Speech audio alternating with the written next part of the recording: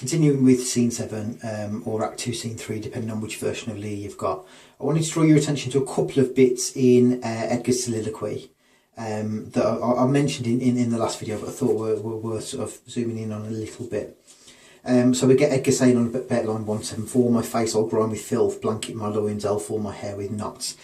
So on the one hand, obviously this is Edgar going into disguise, and it shows how disguise isn't simple. It's not always bad. Actually here, Edgar's in disguise, but to be honest. The other thing is, this is a mark of him being weaker. You know, he's grime in his face, his hair's knotted again. It's a sign of his honesty bringing him down and his system falling. But crucially, "My face all grime with filth," he's doing it to himself. He is allowing himself to be brought down so that at the end he can rise back up and, you know, be sort of reborn as this Edgar figure who can actually cope in the new world.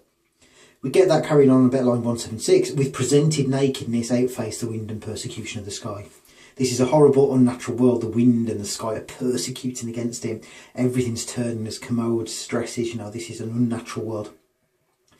But Edgar's nakedness is allowing him to cope with it. He's stripping away his clothes, he's stripping away the problems of the old world, becoming put on, that allows him to then be rebuilt up as Edgar. It foreshadows Lear's own stripping and his own lack of power, but it's showing actually that Edgar's taking control of it and he's able to cope eventually in this new world. In the very last line of the scene, bet line 186, he says, "Edgar, I nothing am." So he's rejecting his identity, but that word nothing comes in again.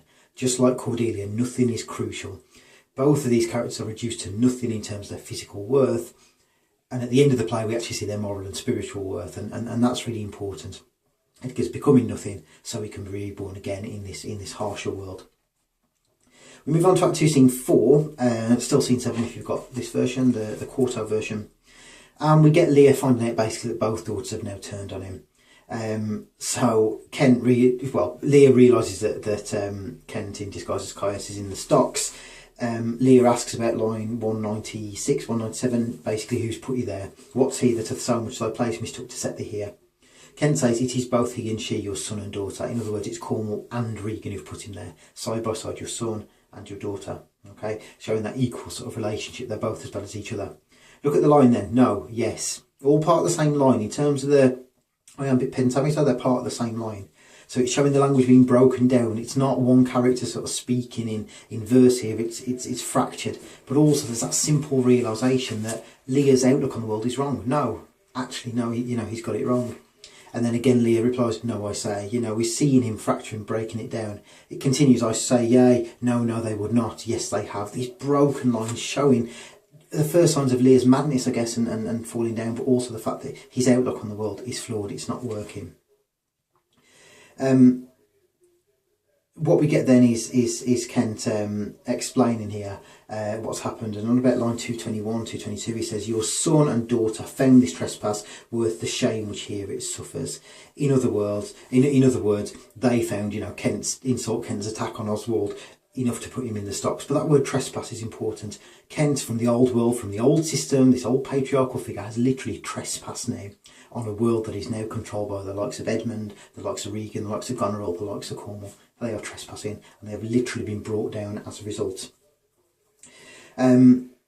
Lear, Lear responds to that about line 224. "Oh, how this mother swells up toward my heart, hysterica passio down, thou climbing sorrow." What he's saying there is his emotions are building up and he's trying to crush them down. But crucially, he's linking it to female emotions. He describes it as being like a mother. Basically, hysterica passio was seen as women, when they became mothers, becoming a little bit hysterical. It was seen as a malady of the time, an illness that only affected women. So Lear links his rising emotion here with being a woman.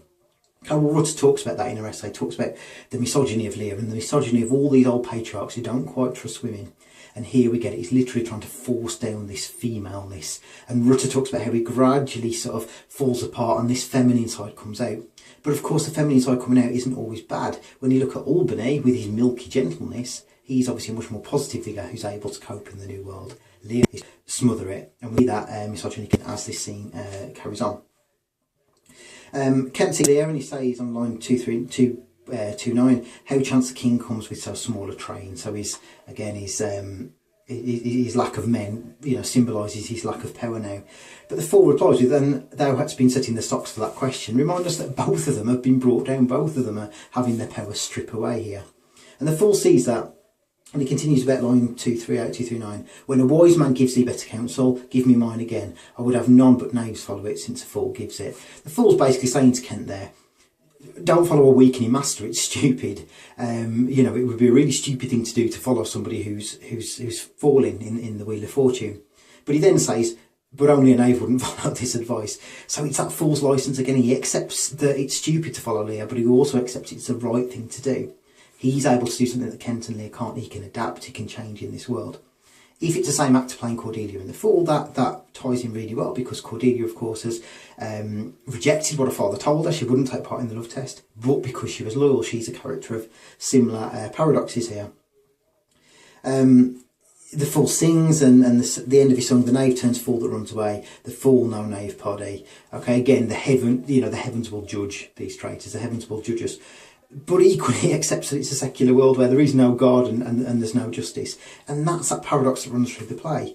It's what Castan talks about. On the one hand, this is a moral play where Lear gets punished for playing God. On the other hand, Cordelia is the most, Christian figure. She's a silent woman who's like the Virgin Mary. And yet she is killed aimlessly at the end. It's that paradox here that neither the old nor the new world quite works. Lear says on line 261, speak with the Duke of Cornwall and his wife. So Regan has stopped being his daughter, she's now the Duke of Cornwall's wife. It shows her switched allegiance. She's gone from supposedly following Lear, her dad, to actually side by side with the husband. And then Lear, basically realises that everything's going against him. He says about line 269, we are not ourselves when nature being oppressed commands the mind to suffer with the body. So again, this unnatural world is linked to him being brought down. It's like the world's turning on its axis. All the old rules aren't applying, and it's bringing Lear down bit by bit. About line 273, he says, death on my state. Great line, because state has two meanings here. It means death on my state, i.e. death on my state as a human, but also death on my state, my power of state, my role as a king. Both of those things, his body and his role as king, are actually dying off here. Top of page 168, oh my heart. It's frantic, isn't it? It's gone from this person using the royal we to somebody speaking in the singular, speaking these exclamatives, repeating himself, showing that simple emotion, which on the one hand is good, but also his madness. And then interestingly, Lear says, when he realises that Regan's turned against him, line 291, if thou shouldst not be glad, I would divorce me from thy mother's shrine, sepulchringer and adulteress.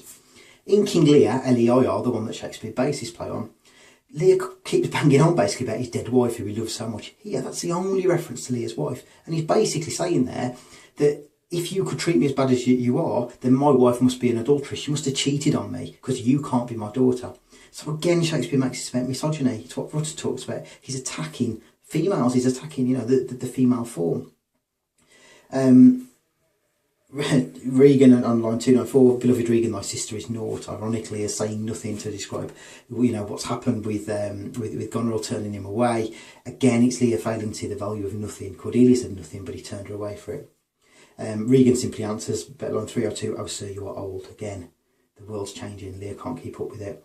Nature in you stands on the very verge of a confine. Basically, your nature is on its way out. Yeah, you can't cope in this new world. And then, ironically, Lear responds to that. I confess that I am old, about line 312. Age is unnecessary. On my knees, I beg. Again, like Kent, he's literally down. He's literally lower. Also, Lear ends up on his knees at the end of the play over Cordelia, and it's foreshadowing Lear when he turns to his loyal daughter that Shakespeare sort of, highlights the idea that again he's brought down. But here, it's at the wrong daughter's feet. He's on his way down, but he can't find the answer at the moment. And that's shown, about line 317, most serpent-like. Again, it's an attack on Regan as being subhuman, as being unnatural. And then a great line on about line 332, in conclusion, to oppose the bolt against my coming in. He's saying basically to Regan, you've locked me out, you've shut the door. It's great because it shows Regan's growing power over the domestic world. She's got control of the home and Lear is forced out. Okay, and then I'll conclude the scene 7 in my next video.